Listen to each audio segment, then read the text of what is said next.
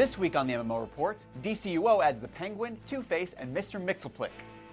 What's a Mixelplick? I think that's illegal in some states. Also, Minecraft adds pet wolves because that's just how badass the Swedes are. And finally, Uncle Casey's mailbag gets smothered in boobage. And I know that's illegal in every state. Breaking the law and living the dream, this is the MMO Report.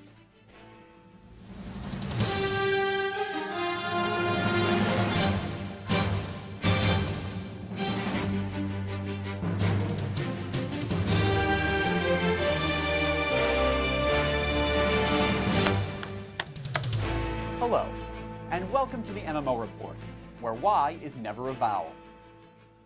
Ever. I'm your host, Casey Schreiner, and if you haven't seen the incredible Simon Pegg Nick Frost movie Paul, you're a bad nerd. Now go vote with your dollars and buy a ticket, or 5. In a recent interview with MCVUK.com, both Frank Pierce and Mike Morhaime of Blizzard expressed their high hopes for the success of Star Wars: The Old Republic. Wait, what? People who make WoW are praising the next supposed WoW killer?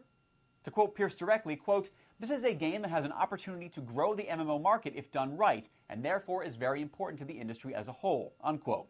Then there was Morhaime who said, quote, "We hope they make an enjoyable game because they're going to bring in a lot of new players to the MMO genre," unquote. Oh, I get it. You guys wish them luck so their Star Wars game will bring people into the MMO space, which means they'll eventually wind up playing WoW. Okay, I got it. Aneurysm averted. DCUO's March update just dropped, adding gameplay tweaks, new characters, and a boatload of content. Focusing on the theme of chance, Update 2 has given comic fans the opportunity to face off against the Penguin as a new boss, play with Harvey Dent, aka Two-Face, in Legends PvP, and finally meet everyone's favorite DC villain, Mr. Mixelplick. Wait, who? Mr. Mixius Pitlick! Some people say Mixelplicks, but they're wrong! Ah, right. Well, anyway, a new solo instance has also been added for both hero and villain players, where those on the side of good will engage with the valiant Harvey Dent, while the morally questionable will work with the darker side of Two-Face to take down the Penguin. The developers designed this instance to be replayable too. Harvey's decisions will all be based on a random coin toss, allowing multiple variations in the same instance, all of which will result in the same outcome of a fatigued thumb and extended losses of free time. The fine stewards of Massively.com gave us a tip that one World of Warcraft blogger is so upset over the recent exodus of players to Rift, he's banned any discussion of the game from his forums.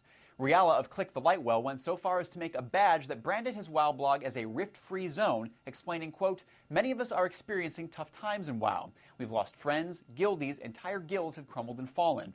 I don't begrudge Rift the shelf space, but when there are more Rift posts on a WoW blog than WoW posts, well, I don't like it," unquote. Dang, you mad. In all seriousness, Riala, prohibition of anything just fuels the already rising interest by making the subject taboo. Rift is the hip new kid on the block, and your mom plays WoW. Deal with it.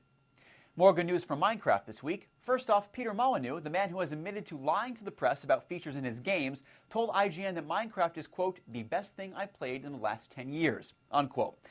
Well, Pete, maybe that's because you've only been playing games that had ridiculously inflated expectations built on the backs of erroneous promises, none of which ended up in the final product. Zing. Moving on, Notch, the creator of Minecraft, has confirmed that the game will soon include achievements, statistics, and best of all, pet wolves. These canine companions will be fairly rare and won't despawn, so as long as you keep them away from exploding creeps, they'll stick around for as long as you want them to. Now, who's up for a Minecraft Iditarod? Atari just penned a deal with NMAS Entertainment to distribute their upcoming action MMO Tera in North America. NMAS's Chris Lee cited Atari's strong distribution network and culturally iconic brand as reasons Atari was a good fit for the game, throwing some additional weight behind the new MMO IP. Along with its distinctive art style and fast-paced combat system, this new arrangement could just be the shot in the arm Tera needs to make it a success in the MMO market. But a well-timed Blizzard server crash couldn't hurt either. And now, because if it wasn't for MMO champions, I'd never get laid, it's time for Uncle Casey's mailbag. First up is Meth, who, along with many other viewers, was extremely jealous that I got to play a villain who was subdued by Sarah Underwood's alter ego, Bustus, and wants to know how I landed such a role. Well, Meth, I wrote the damn thing. So there's a lesson in Hollywood for you. Writers here are mostly ignored or shat upon, but every once in a while we get to prove that the pen is indeed mightier.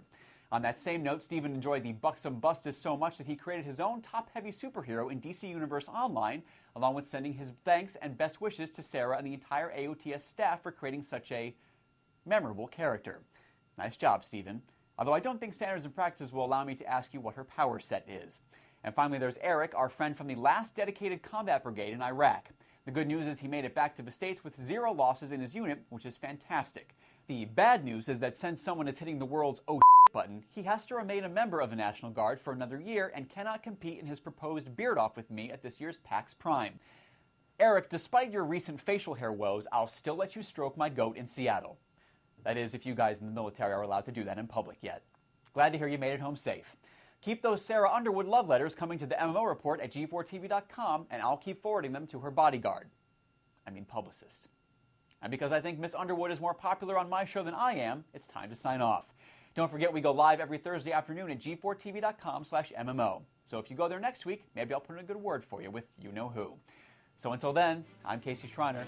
This is the MMO Report, and since my weekend plans consist of shanty towns and festivals, I'm going to recommend another very nerdy board game to all of you out there on the internet, because sometimes you have to come offline. Dominion is a medieval-themed card game where you race to collect estates and provinces while cursing your fellow landowners and investing in infrastructure. It's way more fun than it sounds. I promise. We starting from the top? But a well-timed Blizzard server couldn't have... Ugh, damn it. So hard, but That's so close.